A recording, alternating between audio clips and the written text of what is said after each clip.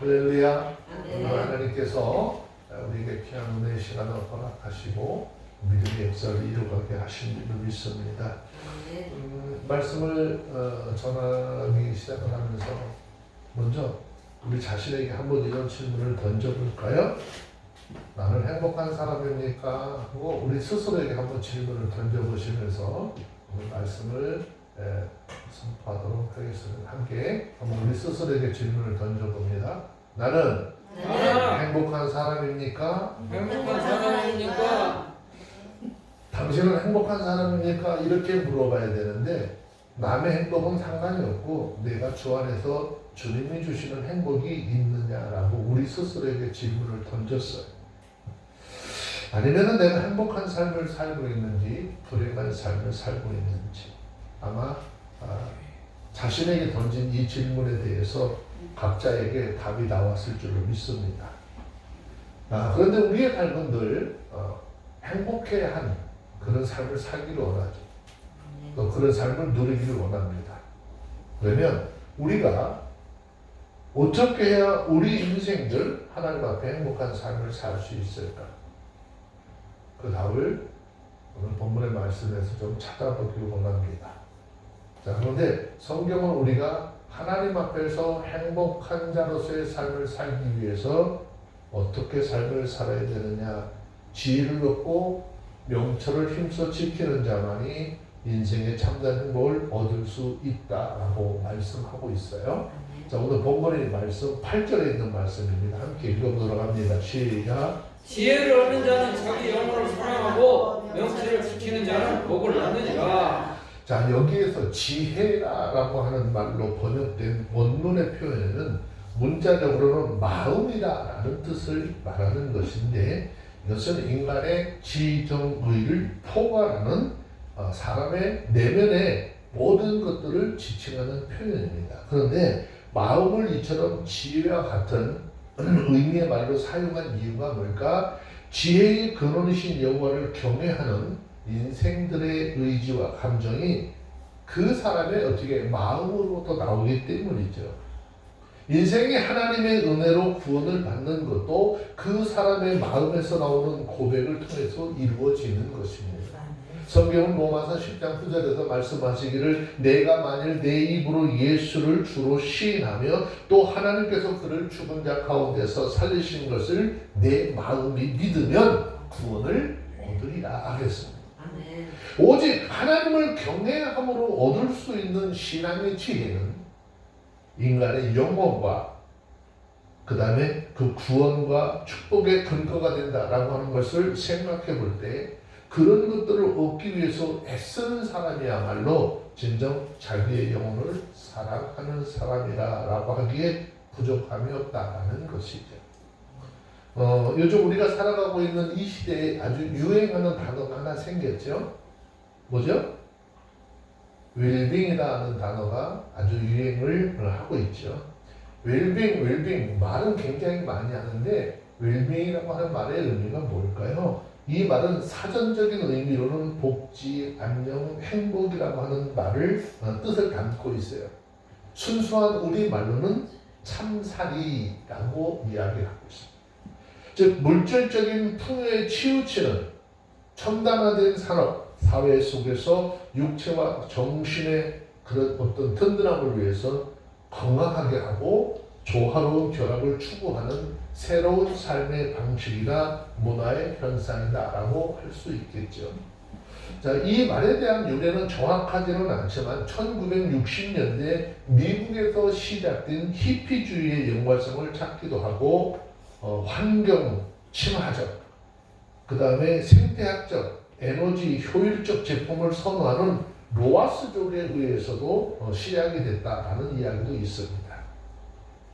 그래서 웰빙이라고 하는 말의 의미는 다양한 개념을 포괄적으로 해서 자의적으로 정의할 수 있겠지만 결국 물질적 가치나 명예보다는 건강한 심신을 유지하는 그런 삶을 행복의 척도로 삼는 것이죠.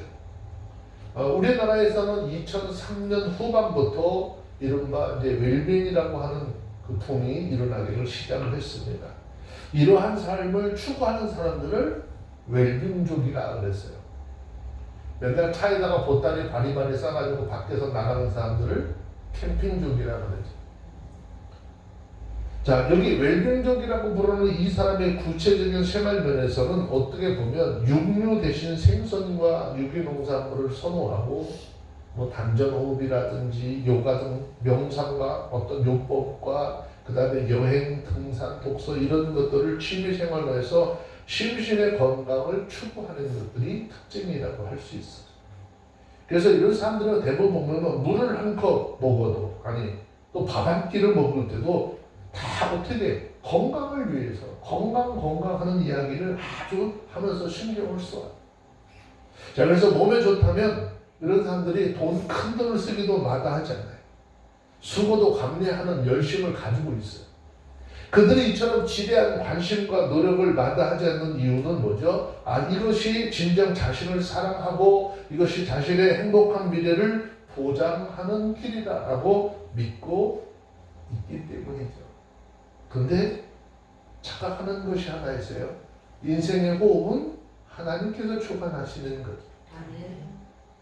자신들이 이러한 노력을 통해서 무언은 먹지 않고 몸에 건강에 좋을 거니까 이러한 것만 먹을 거야 라고 한다고 해서 건강이 해결될까? 라는 것도 깊이 생각을 해봐야 되죠.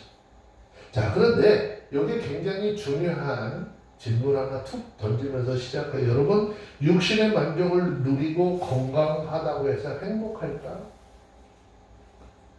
또 정신이 맑고 뚜렷하다고 해서 모든 일이 행복하고 복된 것일까? 그렇지 않는 것이죠. 우리 인생에게는 그보다 더 결정적인 행복과 축복의 요인이 되는 한 가지 요소가 있어요. 바로 영혼의 문제입니다. 물론 영혼과 육에 대한 다양한 논쟁은 끊이지 않고 계속되고 있어요. 하지만 여기서 말하고 하는 것은 뭐 신학적으로 3분설이냐 2분설이냐 그거 이야기하는 것 아닙니다. 여기서 말하고자 하는 것은 우리의 영혼과 육체가 불가분의 관계에 있다라는 것이죠. 우리의 영혼과 우리의 육신은요, 뛸래야 뛸 수 없는 이 땅에서 죽음이라고 하는 것이 우리를 갈라놓기 이전에는 절대 떨어질 수 없는 관계죠. 신령한 신적 지혜를 소유하고 참된 경험과 영성을 소유한 참 그리스도인들이 되어서 그 길을 걸어가야 하는 것이죠. 이렇게 할 때 이 생에서뿐만 아니라 내 생에서도 하나님께서 주시는 큰 복을 누릴 수 있다라는 것이죠. 이것을 위해서 힘쓰고 애쓰지 않는다면 육적인 웰빙이건 정신적인 웰빙이건 모두가 무용지물이 되고 말 것이다 라는 것이죠. 결국 자기 자신을 죽이고 파멸의 자리, 심판의 자리에 내모는 결과에 이르게 되고 말 것이다 라는 거죠. 그러므로 사랑하는 성도 여러분, 우리 인생을 실로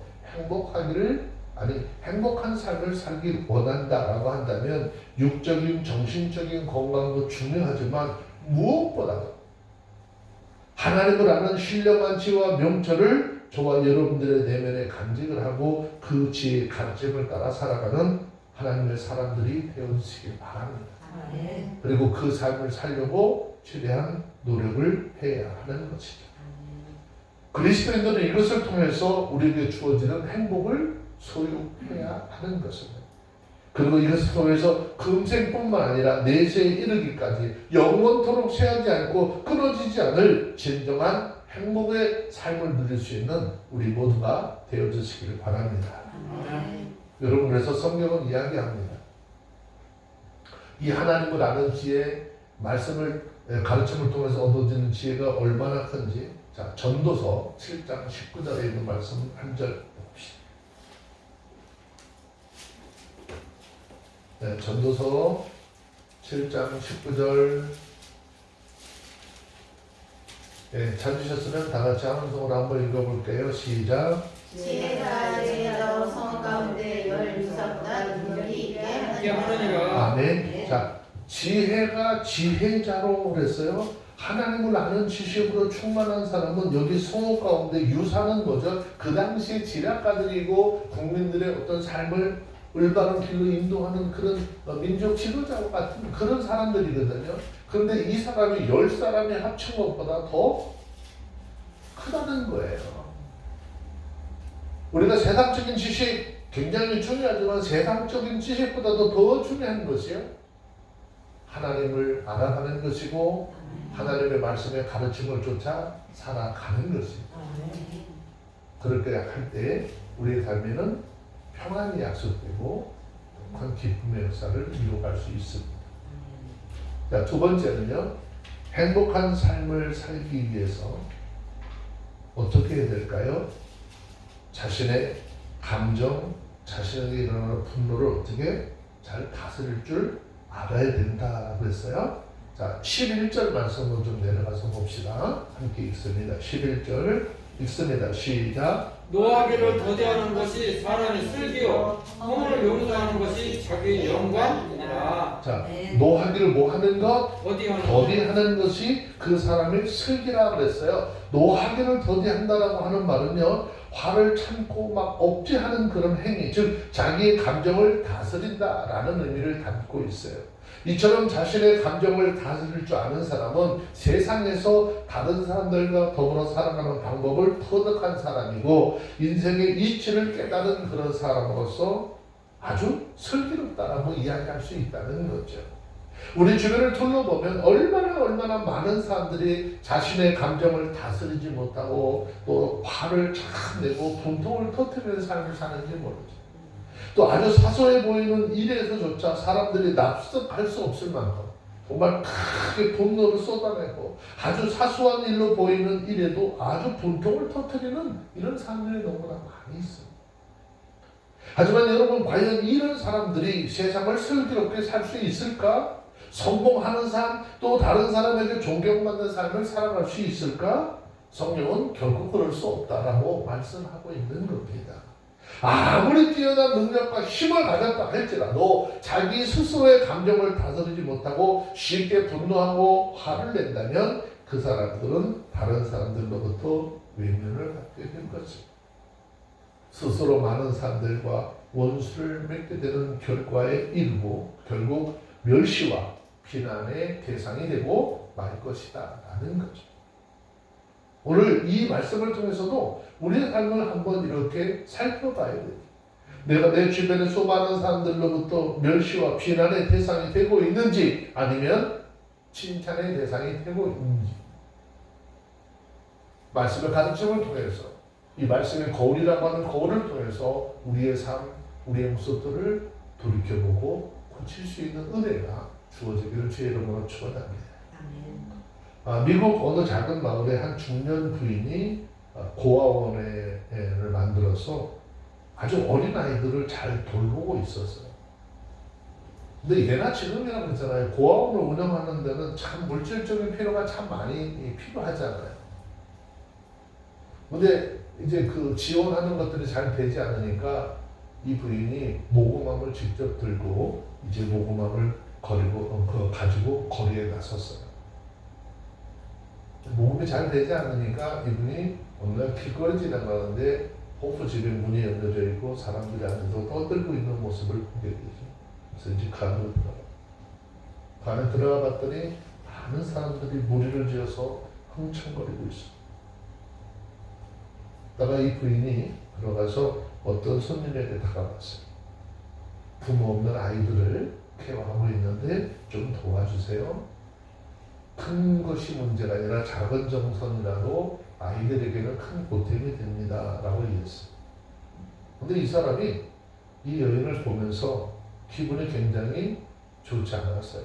자기는 기분 좋아서 술을 마시러 와 있는데 아무튼 갑자기 와서 거렁뱅이처럼 동냥하러 온 사람들처럼 와서 그러니까 이 사람이 뭐야 귀찮게 하면서 느닷없이 자기가 마시고 있던 그 맥주잔을 들어서 이 부인의 얼굴에 부어버렸어요.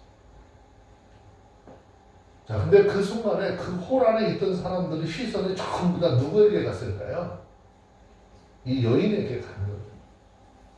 이 여인이 흐르는 맥주를 닦지도 않고 이제 그 사람을 이렇게 쳐다봅니다. 그때 주변에 많은 사람들이 저렇게 맥주를 부응당한 이 여인이 어떻게 나올까 관심이 온통 그 여인에게 다 쏠려져 있었어요.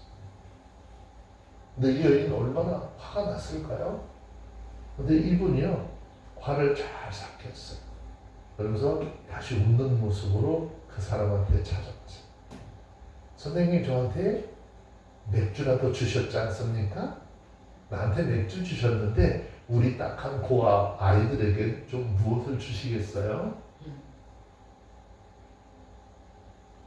얼마나 무서운 이야기일까요? 치욕적인 모습을 보이려고 맥주를 부었는데 선생님 나한테 맥주를 주셨어요? 나한테는 맥주를 줬지만 그럼 우리 아이들한테는 무엇을 주겠습니까? 라고 반문을 딱 했어요. 근데 여인의 말이 끝나자마자 그 광경을 바라보고 있던 한 노인이 옆에 있었어요. 슬그머니 일어나서 주머니에서 지폐를 꺼내서 모금함에 넣고 사라집니다.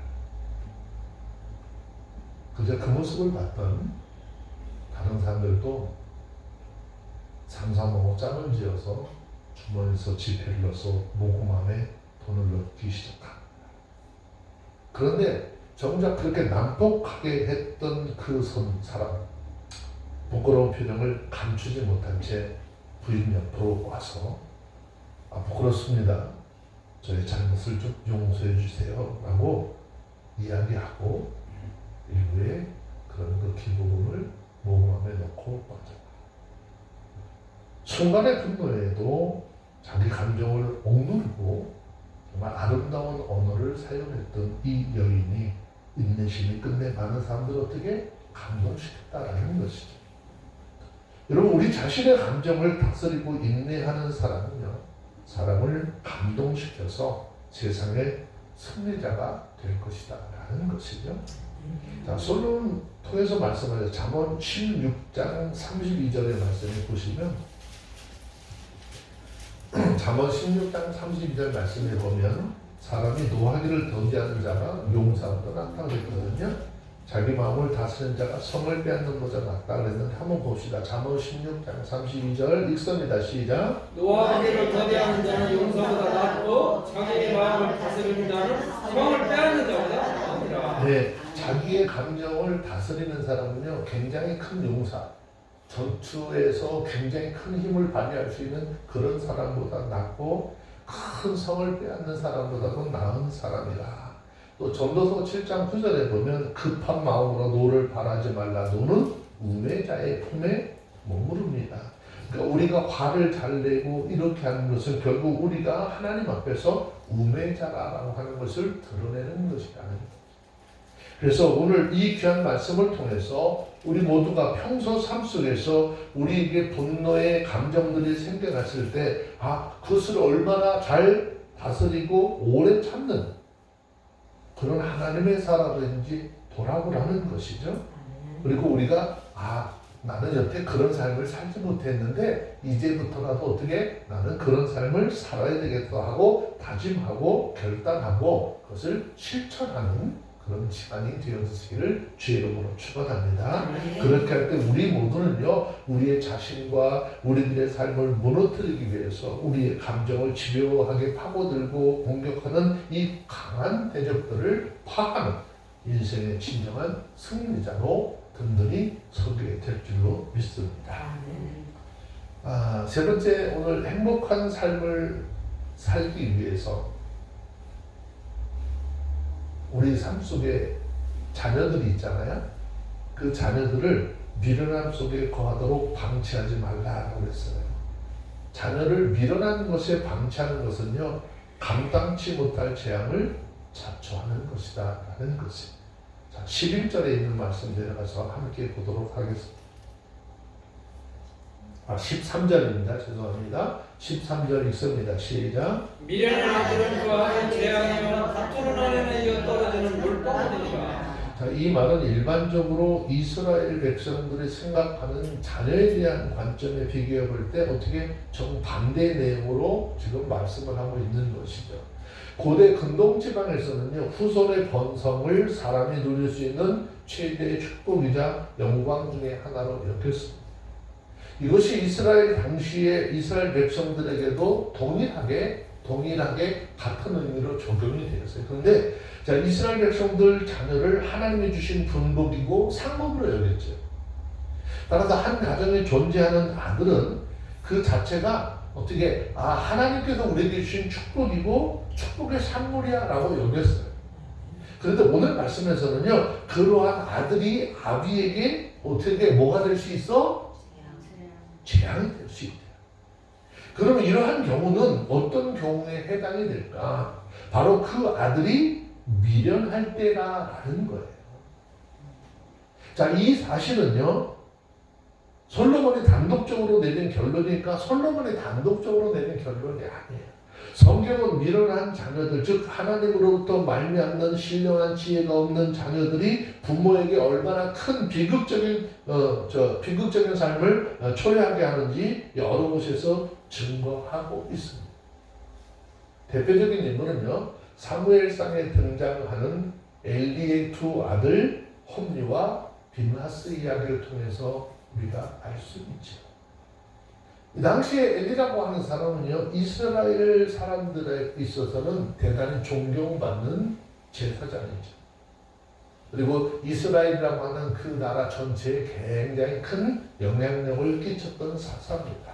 그런데 성경은 사무엘상 2장 12절을 보면 그 아들들에 대해서 뭐라고 기록을 하고 있는지 여호와를 알지 못하는 불량자라고 증언했어요. 여러분, 제사장의 아들이 아버지의 대를 이어서 제사장이 되어야 될 사람들인데 하나님을 알지 못하는 불량자라? 끔찍한 거예요. 그들은 하나님을 결코 두려워하지 않았습니다. 그들은 하나님 앞에 드리는 제사의 제물도 오직 자신의 배를 불리는 수단으로만 생각해왔어요. 성경을 살펴보면 그래서 그들은 하나님을 무시하고 미련함으로 온갖 악행을 저지르게 됩니다. 그리고 그런 행위를 여러 날을 잠잠히 바라보시던 하나님, 그들 향해서 말씀합니다. 자, 사무엘상 2장 31절, 32절, 33절 함께 보도록 합니다.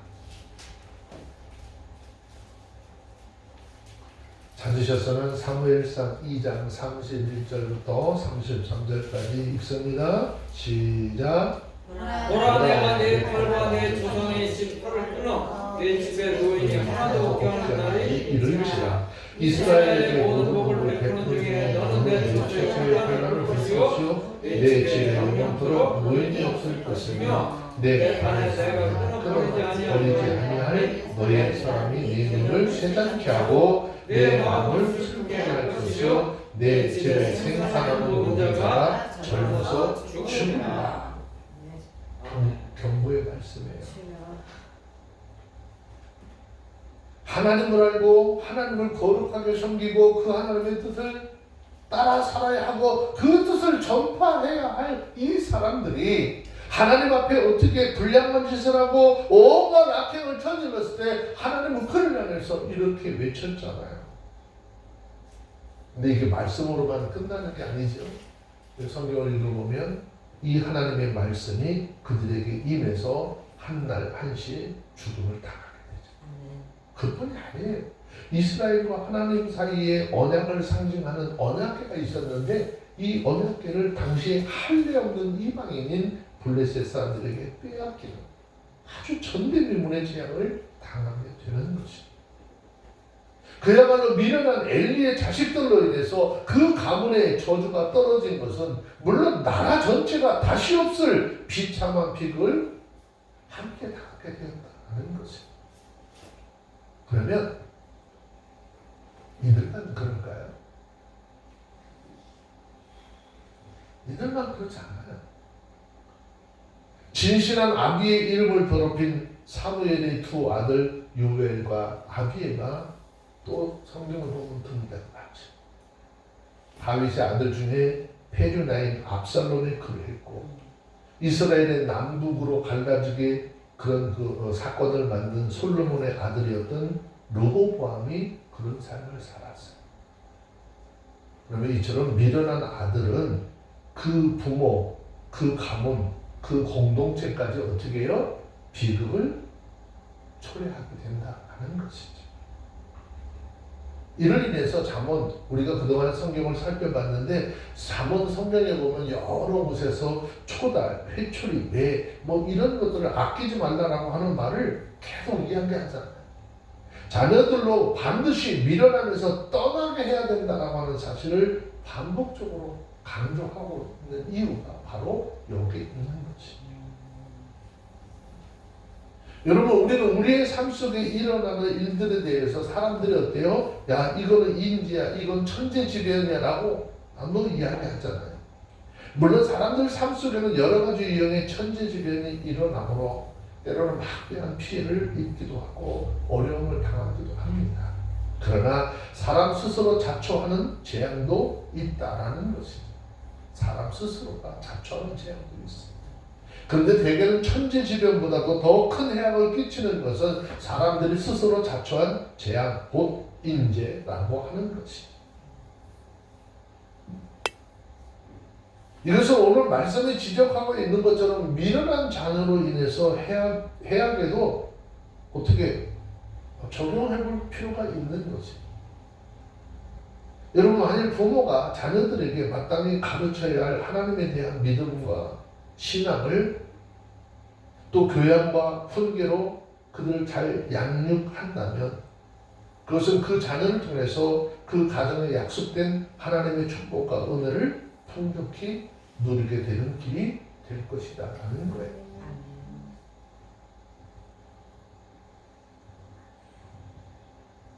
만약에 여기 부천에 사는 사람들이 다 부천에 살기 싫어? 다 어디 가서 살고 싶어? 서울 강남? 서울 강남으로 다 이사 가면 여기 누가 살을까? 난 다 갔으면 좋겠어. 우리 양집사님하고 나하고 둘만 여기서 아주 널찍한데 차도 안 막히게 살고. 그런데 그렇게 가서 그곳에서 내가 살 수 있는 준비가 되어졌느냐? 예전에 그런 얘기를 했어요. 제가 이제 차가 없을 때인데 아는 분이 아니 차 없이 돌아다니려면 기동력이 없으니까 그때 소나타를 준대요. 근데 제가 그 당시에 소나타를 주면 기름값도 감당도 못해. 뭘 좋은 걸 줘도 내가 그걸 세금 감당하고 뭐 이거 감당할 수 있는 그 삶이 돼야 되잖아. 줘도 못 썼어요. 진짜. 우리가 하나님께서 우리에게 주시는 본목을 받아 들일 수 있는 거는요, 내가 준비가 되어져야 돼요. 하나님께서 내게 주시는 것을 내가 넉넉히 받아 들일 수 있는 그런 힘이 있어야 하는 것이고 환경 조성이 되어져 있어야 돼요. 자녀의 미련함을 방치하고 아무렇게나 되는 대로 자라게 한다면 그것은 단지 불편하거나 손해보거나 수치를 당하는 정도의 차원의 문제가 아니라는 거죠. 그것은 그 인생을 망치고 그 자녀만 아니라 그 부모와 그 자신 가문까지도 파멸과 재앙으로 몰고 가는 너무나도 무섭고 위험천만한 일이다라는 것. 사랑하는 여러분, 저와 여러분들이 가정, 믿음의 가정, 복된 가정이 되기를 원하십니까?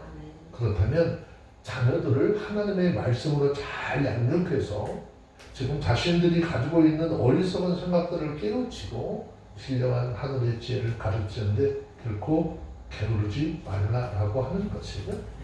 자, 우리 성경 잠언 22장 15절에 있는 말씀을 잠시 한번 보실까요?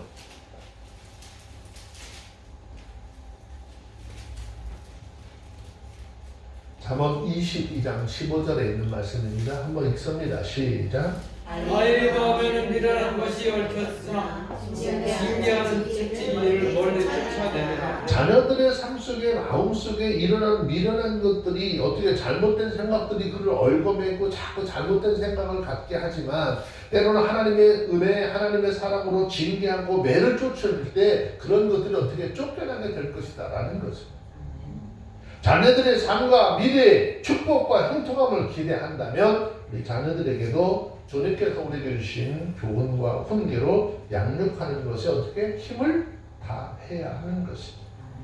하나님의 말씀으로 자녀들을 잘 양육하고 믿음으로 키우는 것, 그것이 천재보다는 무서운 인재를 막는 길이고, 자녀를 통해서 약속된 하나님의 축복을 저와 여러분들의 가정에 채우는 비결인 줄로 믿습니다. 아멘. 그래서 자녀를 바라볼 때 행복해야 되잖아요.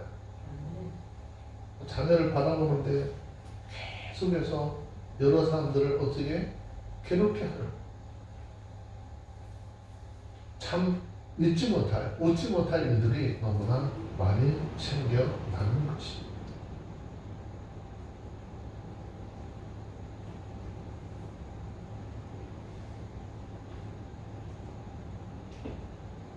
자, 15절에 있는 말씀 좀 내려가서 좀 볼까요? 15절에 있는 말씀은 내려가서 한번 읽습니다. 시작. 게으름이 사람으로 깊이 잠들게 하나니 해태한 사람은 주일 것이니라. 아멘. 자, 이 말도 굉장히 중요합니다. 내가 행복한, 하나님께서 주시는 행복한 삶을 누리기 위해서 우리 내 주변에 이런 자녀들도 다 돌봐야 되지만, 특히 누구? 우리 자신도, 우리 스스로도 하나님의 말씀의 가르침 속에 지혜로운 사람으로서의 삶을 살고 있는지 어떻게 돌아봐야 한다는 거죠. 자, 여기서 말하는 이 말은요, 잠언에서 나타나는 수많은 게으름을 표현하는 성경의 그런 그 성경 용어 중에 하나죠. 자, 어떻게 보면 새로울 것이 하나도 없어요. 지금 한 절 한 절 건너뛴 거는요, 앞에서 수없이 얘기를 했기 때문에 건너뛰고 말씀드리는 거예요. 근데 이 말씀도 어떻게 보면 참 새로울 게 없어요. 너무나도 당연한 가르침이기도 합니다. 그러나 이 본문에 속한 이 단락은요, 자기 자신을 파괴하는 것들에 대한 말씀의 묶음이라고 볼 때 이 본문이 갖고 있는 의미는 굉장히 담당다라고 하는 것이에요. 본문은 13절 이하에 인간과 관련된 가장 기본적인 관계가 가족 간의 관계다라고 하는 것을 이야기하면서 가족 간의 관계에 대한 이야기를 하고 있어요. 그래서 여기서 말하고자 하는 핵심은 자녀나 그 다음에 우리 가정의 부인, 남편, 그 사람들 인생을 아름답게 세우고 존귀하게 할 수도 있지만 내 인생의 재앙이 되고 파멸의 근거가 될 수도 있다라고 하는 것을 이야기하면서 올바른 배우자의 선택과 올바른 자녀 교육에 대한 이야기를 하고 있는 것입니다. 그러나 이것만으로 끝나느냐? 이것만으로 끝나는 것이 아니죠. 솔로몬은 지금 이제 인간의 인생과 재앙과 파멸에 빠지지 않기 위해서 가장 막중한 책임을 가진 자기 자신에 대해서 충고하고 있는 거예요. 많은 사람들 중에 대부분 어떤 실패나 어떤 곤란함에 빠질 때 그 원인을 어디서 나에게 찾으려고 하지 않냐고 자꾸 외부에서 찾으려고 하죠. 그리고 외부에 어떤 것으로 탓으로 돌리려고 하죠. 뭔가 일을 하다가 일을 하다가 사업을 하다가 조금만 일하다 실패해서 누구 탓하죠? 동업자 잘못 만났어. 내가 현재 이렇게 사는 게 내 부모를 잘못 만났어. 내 부모가 무슨 대기업의 회장이나 이런 삶이 있었으면 나는 어떻게 행복했을까?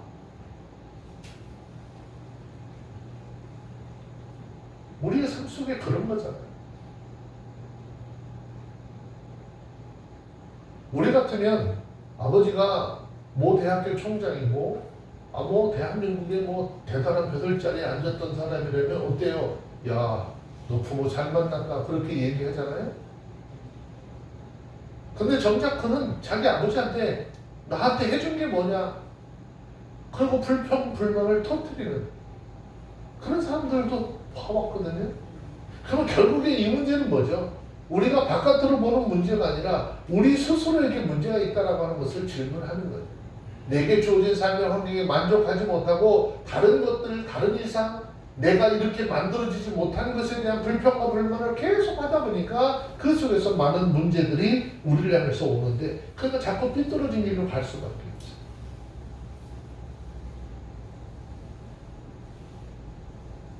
동업자를 잘못 만났다거나 내년은 부정부패로 써먹기 때문이다 라고 하고 그런 그의 말도 틀리지 않지만은 어느 정도 뭐 중요한 영향이 있다라고 볼 수는 있겠죠. 그런데 한 개인이 실패하고 어려움에 떨어지는 가장 큰 책임은 무엇보다도 그 자신에게 있다라는 것입니다. 이것은 어려운 가정환경, 유년기 사회적, 국가적 혼돈 가운데에서도 성실하고 건면한 자, 지혜로운 자들이 그 역경을 헤치고 성공의 자리에 서는 것을 통해서 어떻게 역설적으로 우리에게 이야기하고 있는 일들이 너무나 많잖아요. 그 우리를 어떻게 확인하는 거죠.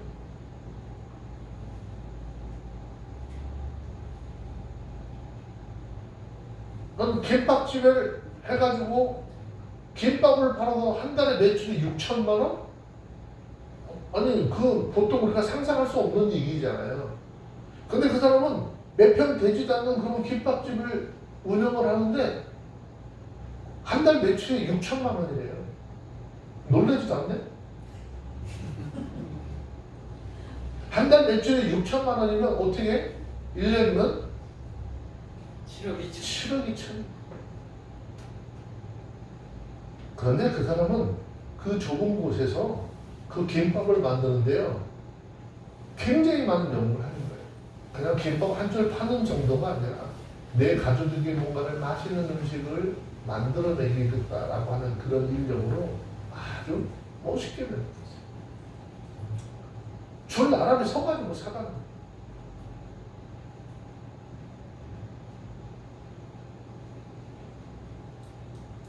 어렵지만 남들이 봤을 때 아유 저 조그만 곳에서 뭐 하겠어 뭐 가겠으나 나오겠어 하지만 그들은 어떻게 당당히 일어나가는 거죠.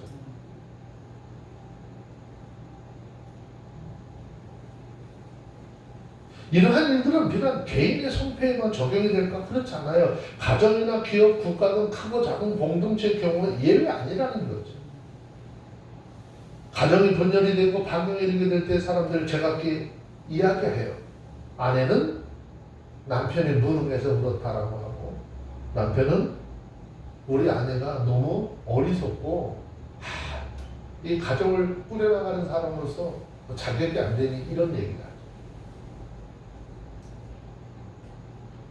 자녀들을 잘못 가르쳤다는 생각을 안 해요. 아 내가 잘 가르쳤는데 내 새끼 저게 삐뚤어진 놈이야 원래 이렇게 이야기해요. 이런 잘못된 인간의 생각에 대해서 솔로몬은 우리 인생을 세울 수도 있고 재앙과 파멸에 빠뜨릴 수 있는 가장 결정적인 책임이 누구에게 있느냐? 우리 스스로에게 있다라고 말씀하고 있는 겁니다. 사실 이런데 여러분 우리가 게으르고 나태할 수 있을까요? 성경을 통해서 하나님을 알아가는 일에 게으르고 나태할 수 있느냐라고 하는 거죠. 세상 일에 대해서는 엄청 바쁘고 아주 정신없이 돌아다니는데 성경을 통해서 하나님을 알아가는 이것에 대해서 나태하고 게으를 수 있겠느냐라고 하는 거예요. 하나님의 말씀에 순종하고 믿음을 따라 살아가면 그 길이 편안하다 하는데 사람들은 허황된 꿈이나 꾸면서 인생 역전을 바라보면서 살아갈 수 있겠느냐라고 하는 거죠. 요즘에 저한테도 문자를 계속 와요.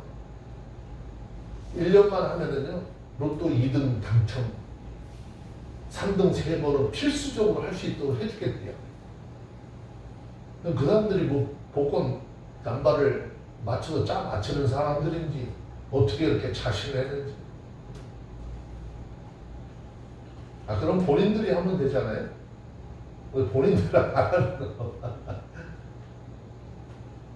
여러분, 우리가 하나님께서 주시는 은혜, 하나님께서 주시는 복을 받아 누리는 길은요, 우리가 끊임없이 우리 스스로를 하나님의 말씀 안에서 우리 연단하고 하나님의 말씀을 자기를 쳐서 복종시키고 아주 훌륭한 인격을 갖추는 믿음의 사람으로서 하나님이 인정할 만한 믿음의 인격을 갖춰나가는 이런 길밖에는 없어요.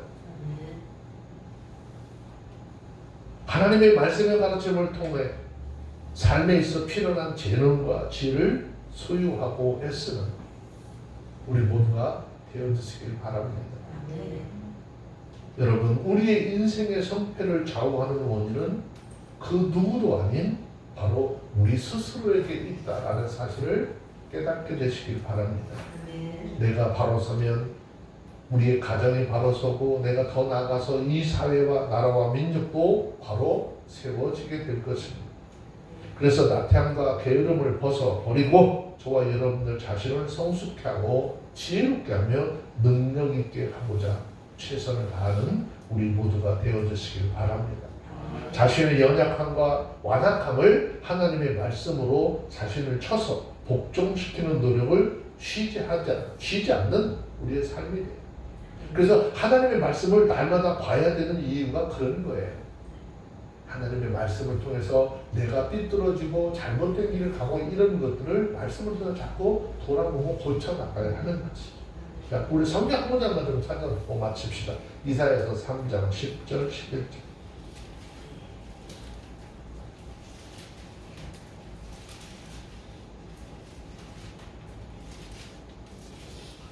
이사야서 3장 10절 11절 한번 읽습니다. 시작. 너희는 의인에게 복이 있으리라 말하라. 그들은 그 행위의 열매를 먹을 것이며 악인에게는 화가 있으리라. 화가 있는 것은 그 손으로 행한 대로 복을 받을 것입니다. 하나님의 말씀을 선포하는 하나님의 말씀의 테리자들은 이 말씀을 전할 수 있어야 된다는 거예요. 하나님 앞에서 믿음을 통해서 의인된 너희들 복이 있을 거야? 왜? 너희들이 믿음으로 행하는 그 행위대로 하나님의 열매를 맺게 하시고 그 열매를 먹게 하실 거야. 그러나 반대로 악인에게는 화가 있을 거야. 하나님의 말씀에 순종하지 않으려고 네 멋대로 네 생각대로 삶을 살아가는 게 반드시 화가 있을 거야. 그 손으로 행한 대로 복을 받을 것입니다. 지금 당장에는 자기 마음대로 자기 생각대로 하는 게 기쁘고 즐거울 수 있겠죠. 그런데 그 손으로 행하고 자기 마음대로 행한 삶의 결과가 뭐냐? 하나님으로부터 복을 받게 될 것이다 라는 것입니다. 여러분, 하나님을 아는 지혜와 명철을 얻는 미련한 인생은 이미 큰 위험을 안고 살아가고 있는 것입니다. 왜냐? 미련함은 그 자신뿐만 아니라 주변에 수많은 사람들에게 미치는 그 힘이요, 파괴와 해악이 너무나도 크기 때문입니다. 반면에 이 말은 지혜자가 이 사회에 얼마나 필요한지, 그것을 아주 중요한 존재인지를 어떻게 깨달아 알라는 거예요. 그러니까 너희는 어떻게 하나님의 사람으로 지혜자로서 이 세상에 필요한 존재들이 되라는 거예요. 그래서 오늘 이 자문서를 통해서 끊임없이 우리에게 얘기하는 거죠. 하나님을 아는 지혜를 너희들 소유하라는 거잖아요. 끊임없이 하나님을 알아가는 지혜를 가지라는 거잖아요. 그런데 문제는 뭐죠? 이 지혜를 아무렇게 얻을 수 있느냐? 그렇지 않아. 뭐 기술처럼 만두를 만들거나 떡을 찌는 이 기술처럼 막 속전속결로 됐으면 얼마나 좋을까? 그런데 이게 속전속결로 되는 게 아니잖아요. 이것을 얻기 위해서는요, 끊임없는 자기 노력, 자기 절제, 인내, 훈련이 필요하다. 좋아요, 여러분들, 우리가 우리 스스로의 인생뿐 아니라 우리의 가족과 이웃에게 파괴적이고 사악한 악을 끼치는 자가 아니라 생명과 평강과 희락과 화평함에 영향을 끼치는 그런 삶을 살기를 원한다라고 하면 마땅히 하나님의 말씀의 가르침을 기초해서 끊임없이 자기 절제와 인내와 훈련을 실천하는 그런 하나님의 사람들이 되시기를 바랍니다. 절제와 인내와 훈련을 통해서 지혜를 얻게 되는 것이고 주님 앞에서 행복한 삶을 누리는 하나님의 사람들이 다 되어주시기를 주 이름으로 축원합니다. 기도하겠습니다. 걸어가신 하나님께서는 이 땅에 많은 인생들의 꿈인 행복한 삶을 살기 위해서 너희는 이러이러한 삶의 목적과 의식이 있어야 된다라고 말씀하였습니다. 주님, 우리 가운데 하나님의 은혜를 알게 하시고 주님의 말씀의 능력을 쫓아 오늘 우리에게 주신 하나님의 말씀을 다 기억하게 하여 주시옵소서. 주님이여, 오늘 주님을 알기에 게으르지 않게 하여 주시고 주님의 말씀을 통해서 우리 스스로를 돌아보는 시간이 되게 하여 주옵소서. 자녀들을 미련함에 방치하지 않도록 도와주시고 우리 아버지 하나님의 말씀 속에서 아버지 참된 행복을 누릴 수 있는 지혜와 명철을 얻고 그것을 힘써 지키고자 하는 마음의 다짐이 있게 하여 주시옵소서. 함께 하여 주심을 믿사오고 우리 구주 예수님의 이름으로 기도합니다. 아멘.